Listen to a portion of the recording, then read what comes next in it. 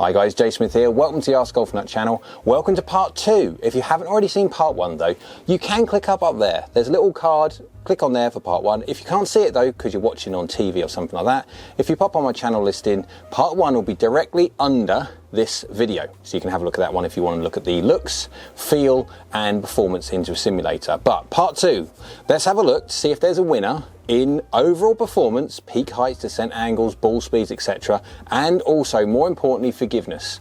When you whack it all over the face and you mishit it from time to time, which one will help you more than the other? Over 100 shots hit now with the P790 and the Pro 225. Let's get an understanding of just how one works differently to the other, and when it comes to forgiveness as well, when you whack it all over the face, to see which one wins. That's a lot of shots, but let's quickly go into the information. Let's do Pro 225 first. On average ball speed 117.6 miles an hour, launching at 17.9 degrees, spinning at 5,132 RPM, going at 31 yards in the air, descending at 45.4 degrees, and a carry of 170, a nice round number. If we then compare that directly to the P790, 118 miles an hour ball speed rather than 117.6, so 0.4 of a mile an hour in it. Yeah, not much. But launched at 18.7 rather than 17.9, so there does seem to be nearly a degree. 0.8 of a degree is a fair amount for the P790 to launch higher, and spinning at 4.923 rather than 5.132, so 209 or 208, 209 or so RPM more than the P790. So there is a distinct difference between these two when it comes to spin, even though they are very, very close to the standard deviation blurring. There is a pattern that the P790 spins fractionally less than the Pro 225. Which means it's going peak height 33 yards in the air rather than 31, so a 2 yard. When I say 2 yard, it could be the difference between 31.4 and 32.5. So it could be 1.1 yards in it, but because of rounding it could look, again, we'll look at the compare screen where we see the trajectories to see if there's actually that much difference in there. Descending at 46.1 rather than 45.4, so there's 0.7 degree difference in descent angle, and when it comes to descent angle control, I will take every single little bit that I can get, and a carry of 172 rather than 170, so it's gaining a couple of yards peak height and a couple of yards carry. Let's go have a look at the clubhead speeds to make sure I'm not just swinging the P790 faster to get the difference in performance. We going clubhead speed for 86.3 for the Pro 225, efficiency 1.36, attack angle, that's how many degrees I'm coming down into the golf ball, basically 4 degrees, club path 0.4 from the inside, face 0.4 open, so little baby pushy fades, and loft 24.2 degrees. Face impact is 2 mil hill, 1 mil high on average, and I have got standard deviation on there as well. Next, that one would be the P790, 86.2 rather than 86.3. So I'm swinging the Pro 225, 0.1 of a mile an hour is nothing.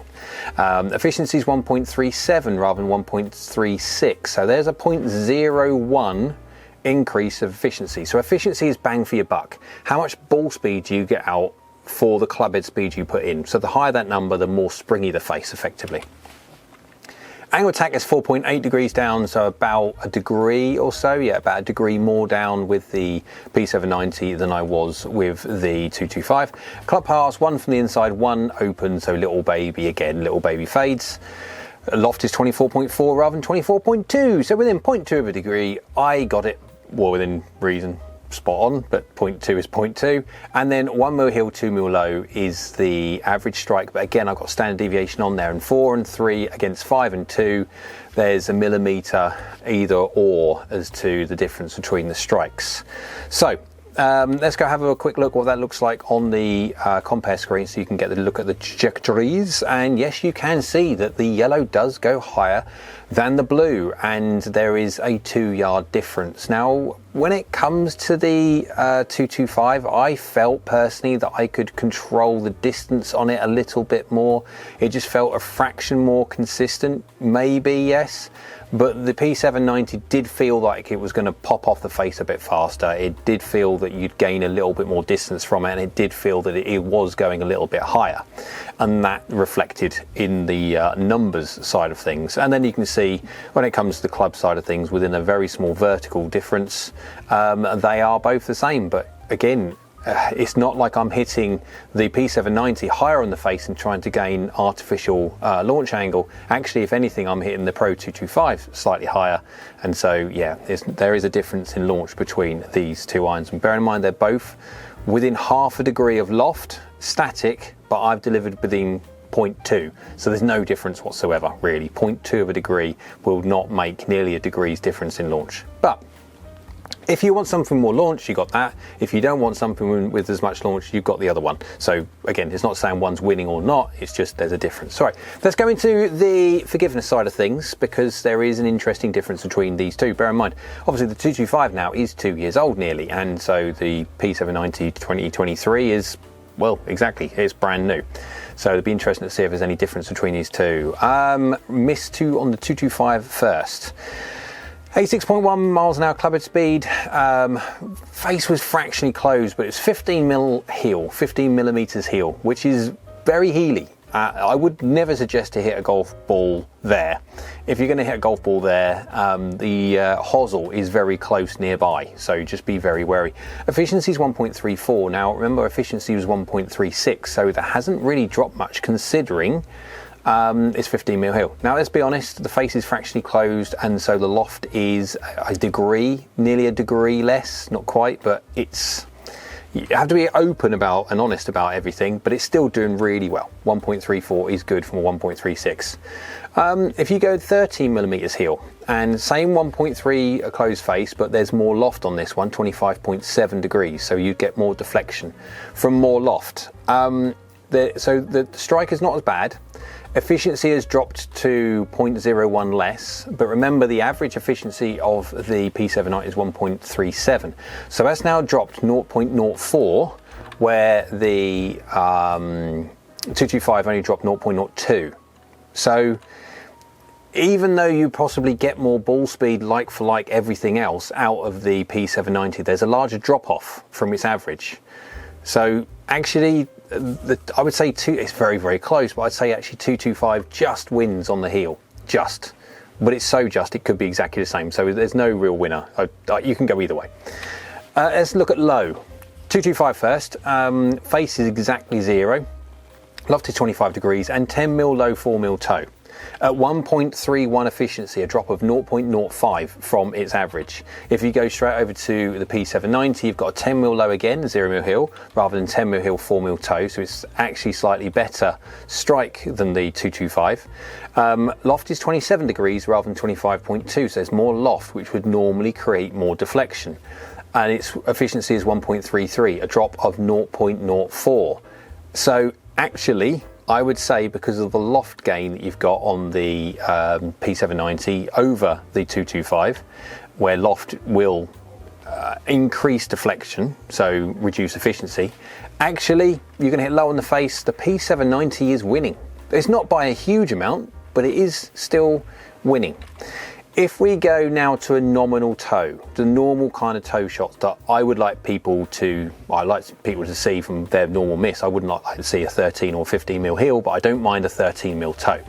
You gain from toe strikes because of the toes moving faster than the heel. So yeah, everyone's got to miss somewhere, I guess. But 225, face is 0.5, loft is 25 degrees basically, and it's a 13 mil toe at 1.34 efficiency, so a drop of 0.02 from its average. If you then go to a P790, it's 11 mil toe, 2 mil low, so it's grossing at 13 mil, but yeah. And the fact that it's got half a degree less loft. So within half a degree, it's exactly the same. But efficiency is at 1.36. So it's only dropped 0.01 off its average. Now, again, it's marginal, but I'd have to say the win goes to P790. It's small, but it's there. And if you go massive toe, as in not very good whatsoever, you can get away with this, but you could never get away with 24 millimeters on the heel, because that's where hosel rockets come from. We won't say that word, but the hosel rockets. So the 225 doing a 24 mil toe. Every other dynamic is fairly good. Face is fairly 0.7 open, and loft is 25 degrees, and its efficiency's dropped to 1.25. but it is 24 millimeters away from the middle, which is basically an inch. If you do the P790 and it's 23 millimeters toe rather than 24, 1 millimeter better, which is nothing.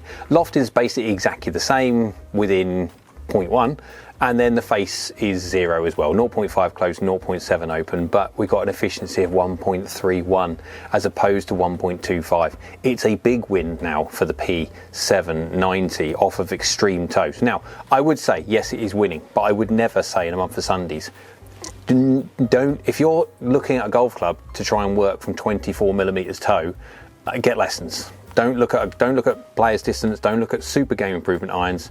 You've got to be looking at trying to get lessons to fix that, because you shouldn't be buying equipment based on if one golf club beats another one from a 24 millimeters toe shot.